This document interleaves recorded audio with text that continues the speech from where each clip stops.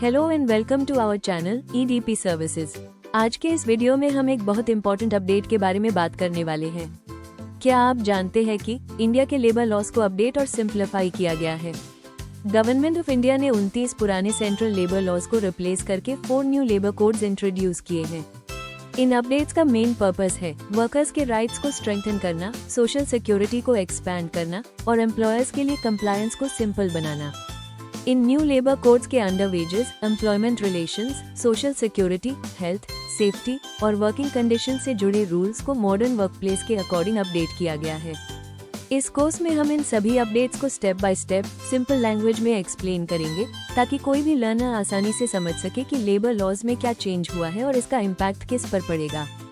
Government of India ने India के employment laws को मॉडर्न, सिंपल और वेल स्ट्रक्चर्ड बनाने के उद्देश्य से पहले से मौजूद 29 सेंट्रल लेबर लॉज को सिस्टमैटिकली रिव्यू करके उन्हें मर्ज किया और फाइनली 4 लेबर कोड्स के रूप में कंसोलिडेट किया, जिसे हम ओवरऑल कोड स्ट्रक्चर के नाम से समझते हैं, जहां एम्प्लॉयमेंट रेगुलेशन को एक स्कैटर्ड और कॉम्प्लेक्स सिस्टम से निकालकर एक यूनिफाइड फ्रेमवर्क में लाया गया है।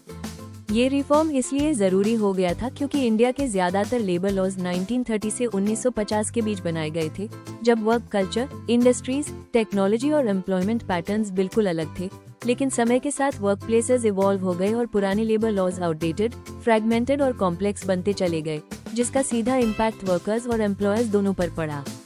वर्कर्स के पर्सपेक्टिव से देखा जाए तो उन्हें लीगल अनसर्टेनिटी, इनकंसिस्टेंट प्रोटेक्शन, अलग अलग स्टेट्स में राइट्स एक्सेस करने में डिफिकल्टी और क्लैरिटी की कमी फेस करनी पड़ती थी। वहीं एम्प्लॉयर्स के लिए multiple laws, overlapping regulations, heavy compliance burden और ऑपरेशंस को स्केल करने में सीरियस प्रैक्टिकल चैलेंजेस क्रिएट हो गए थे।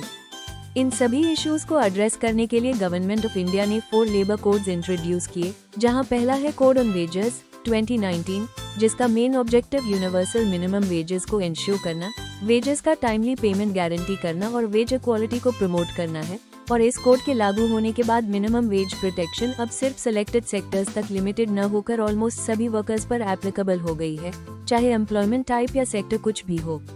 दूसरा इम्पोर्टेंट कोड है इंडस्ट्रियल रिलेशंस कोड 2020, जो employment terms, trade unions, industrial disputes और डिस्प्यूट रेजोल्यूशन मैकेनिज्म्स को रेगुलेट करता है, ताकि एम्प्लॉयर और एम्प्लॉय के बीच इंडस्ट्रियल हार्मनी बनी रहे और डिस्प्यूट्स को स्ट्रक्चर्ड लीगल फ्रेमवर्क के थ्रू पीसफुली रिजॉल्व किया जा सके।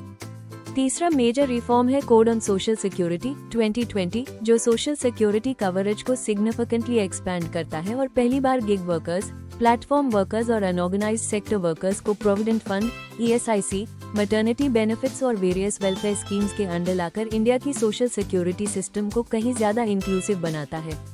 चौथा और अंतिम पिलर है occupational safety, health and working conditions code 2020, जो workplace safety standards, employ health protection और ह्यूमेन वर्किंग कंडीशंस को गवर्न करता है और एम्प्लॉयर्स पर यह रिस्पॉन्सिबिलिटी डालता है कि वर्कप्लेसेस सेफ, हेल्दी और लीगली कंप्लायंट हो। इसी कोड के अंतर्गत प्रिवेंटिव हेल्थ केयर पर विशेष एम्फेसिस दिया गया है, जहां एम्प्लॉयर्स के लिए मैंडेटरी किया गया है कि वे 40 ईयर्स से ऊपर के वर्कर्स को free annual health checkups provide करें, ताकि हेल्थ इश्यूज का अर्ली डिटेक्शन पॉसिबल हो सके, लॉन्ग टर्म मेडिकल कॉम्प्लिकेशंस को रिड्यूस किया जा सके, एम्प्लॉय वेलबींग इंप्रूव हो, प्रोडक्टिविटी इंक्रीज हो और हेल्थ केयर कॉस्ट्स को लॉन्ग रन में कंट्रोल किया जा सके, जिससे ये क्लियरली रिफ्लेक्ट होता है कि इंडिया अब वर्कप्लेस वेलनेस और एम्प्लॉय हेल्थ को केवल वेलफेयर मेजर नहीं बल्कि एक बेसिक वर्कर राइट के रूप में ट्रीट कर रहा है। If you found it useful, please like, share and subscribe to our channel. For any organization requiring our compliance or outsourcing services, feel free to contact us. Till then, stay informed, stay compliant, and stay connected with EDP services.